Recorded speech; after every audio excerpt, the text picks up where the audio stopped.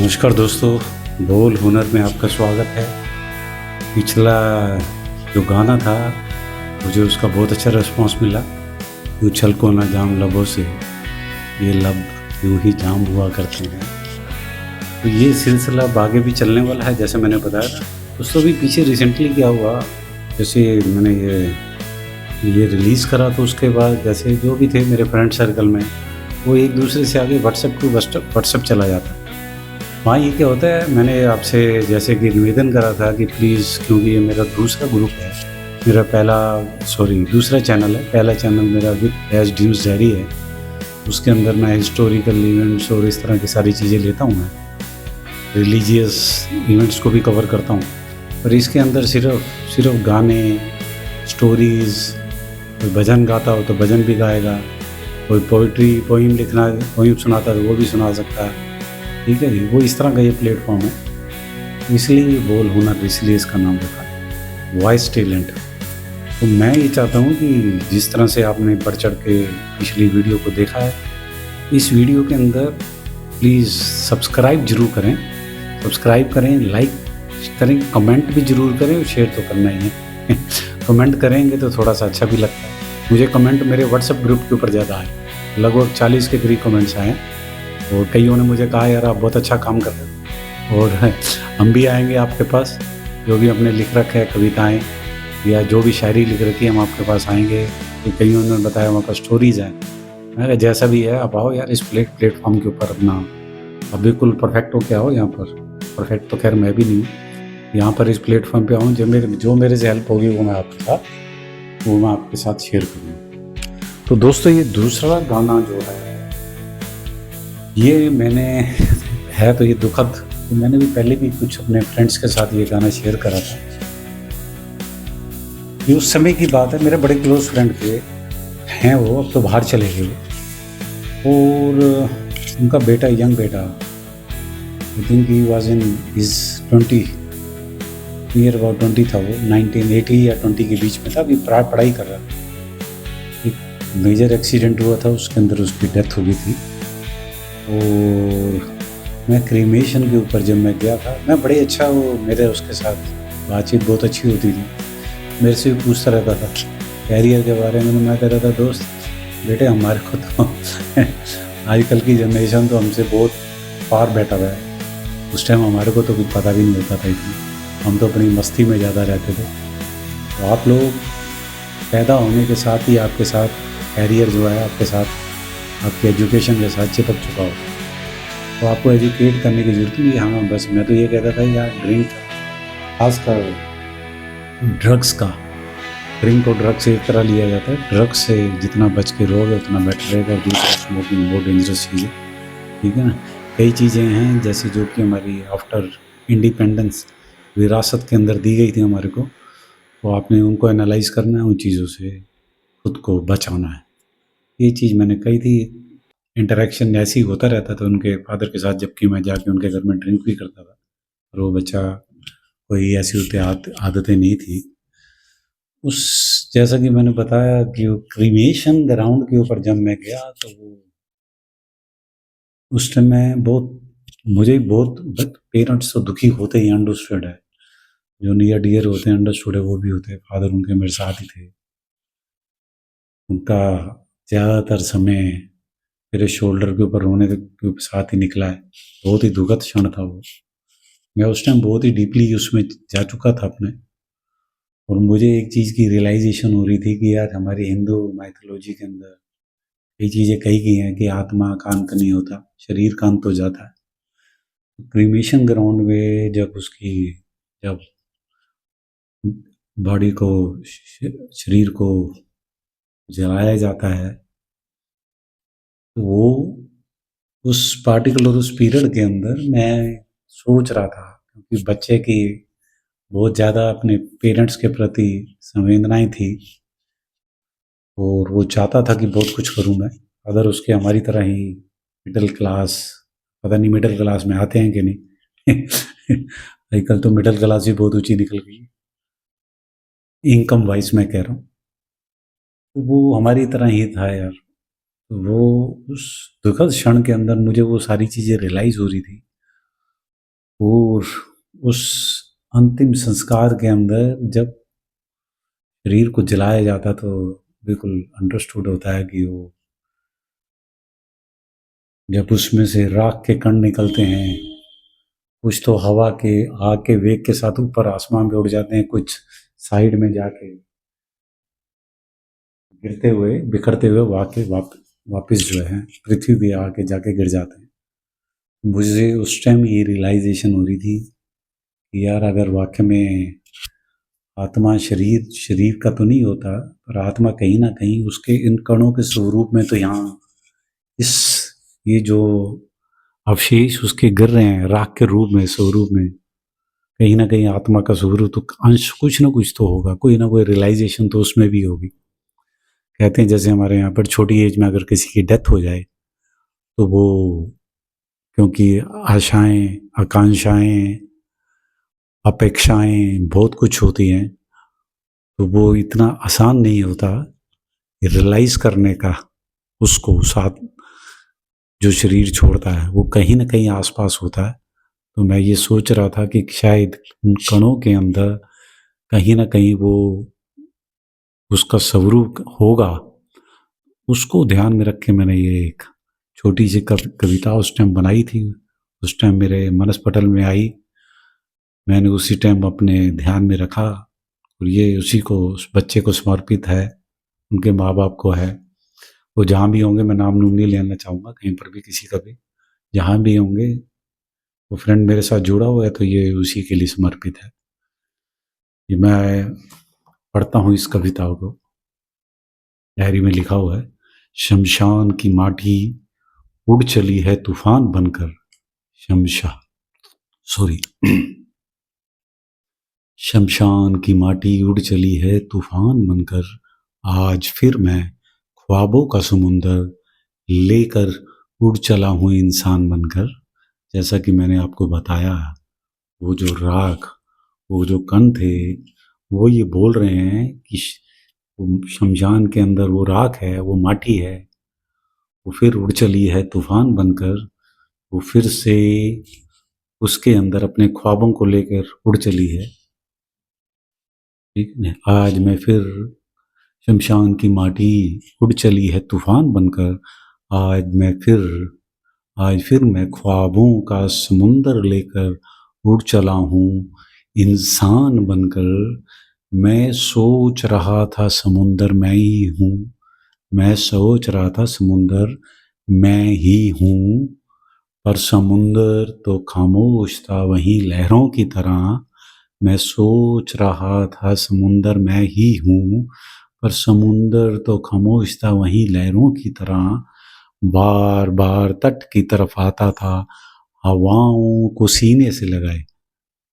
मैं सोच रहा था समुंदर मैं ही हूँ, पर समुंदर तो खामोश था वहीं लहरों की तरह। बार बार तट की तरफ आता था हवाओं को सीने से लगाए और हवाओं के साथ लौट जाता था।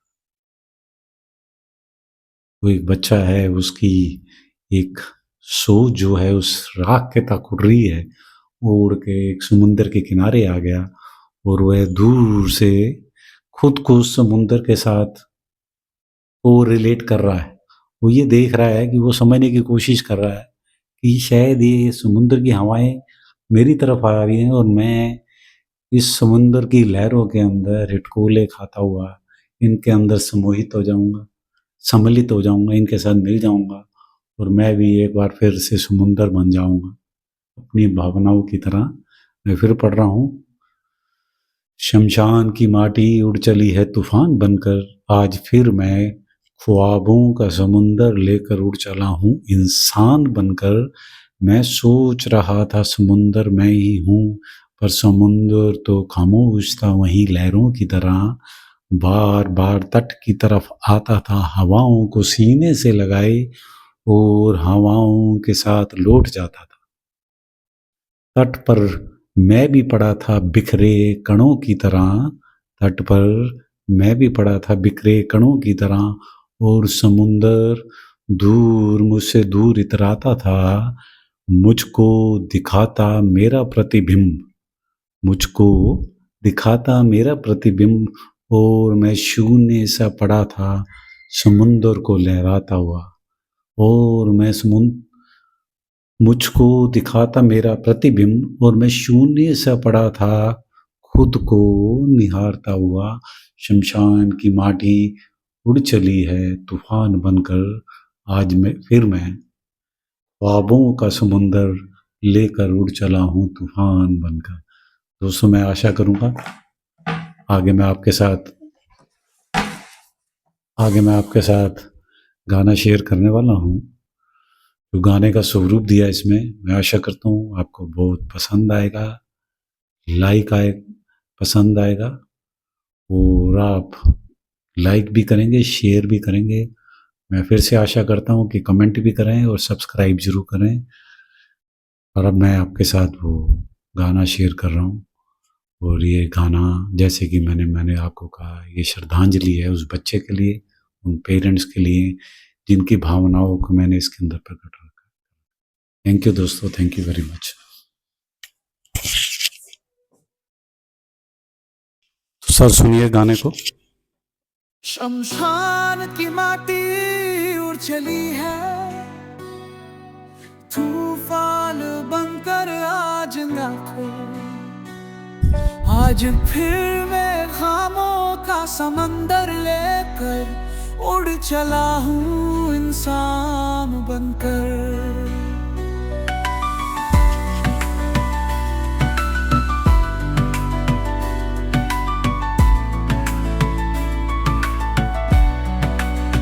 मैं सोच रहा समुंदर में ही हूँ, पर समुंदर तो खामोश था।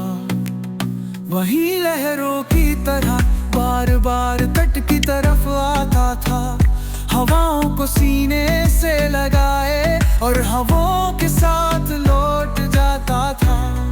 तट पर मैं भी पड़ा था बिखरे कणों की तरह, और समुंदर दूर मुझसे दूर जाता था, मुझको बिखराता मेरा प्रतिबिंब, और मैं शून्य सा पड़ा था खुद को निहारता हुआ।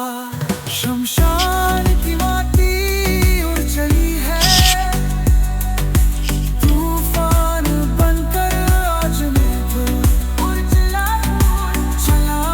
हूँ इंसान बनकर।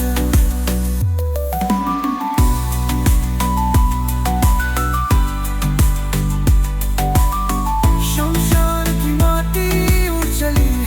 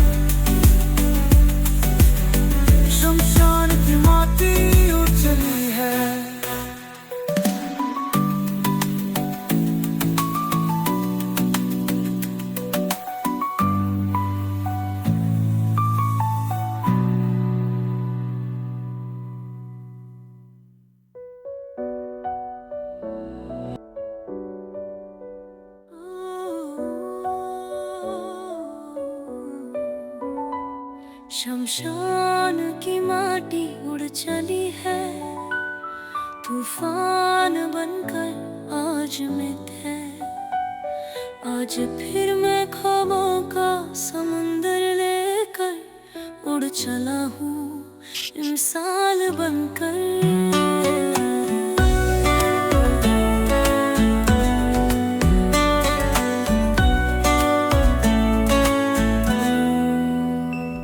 मैं सोच रहा समंदर में ही हूँ, पर समंदर तो खामोश था। वही लहरों की तरह बार बार तट की तरफ आता था। हवाओं को सीने से लगाए और हवाओं के साथ लौट जाता था। तट पर मैं भी पड़ा था बिखरे कणों की तरह, और समुंदर दूर मुझसे दूर उतराता था। मुझको दिखाता मेरा प्रतिबिंब और मैं शून्य सा पड़ा था, खुद को निहारता हुआ। शमशान की माटी उड़ चली है, तूफान बनकर माज में है। हो चला हूँ इंसान बनकर, शमशान की माटी उड़ चली है।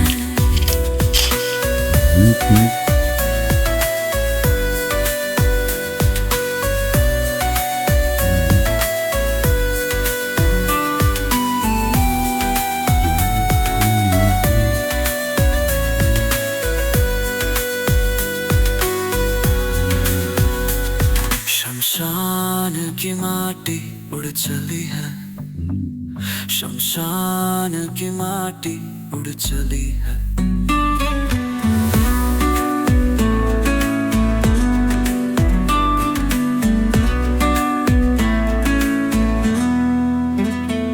शमशान की माटी उड़ चली है, तूफान बनकर आज में है।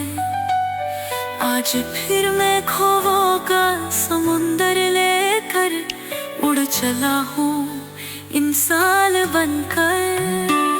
मैं सोच रहा समंदर में ही हूँ, पर समंदर तो खामोश था। वही लहरों की तरह बार बार तट की तरफ आता था।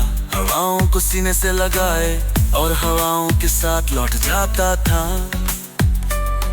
तट पर मैं भी पड़ा था बिखरे कणों की तरह, और समुंदर दूर मुझसे दूर उतराता था।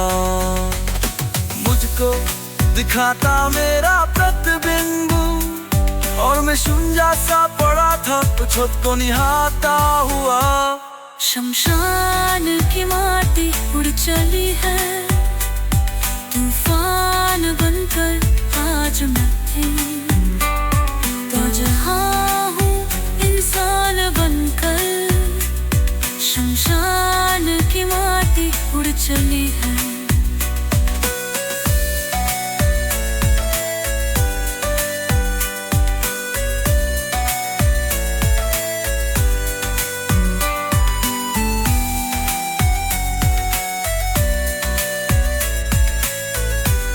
दोस्तों, मैं आशा करता हूँ ये गाना भी आपको बहुत अच्छा लगेगा।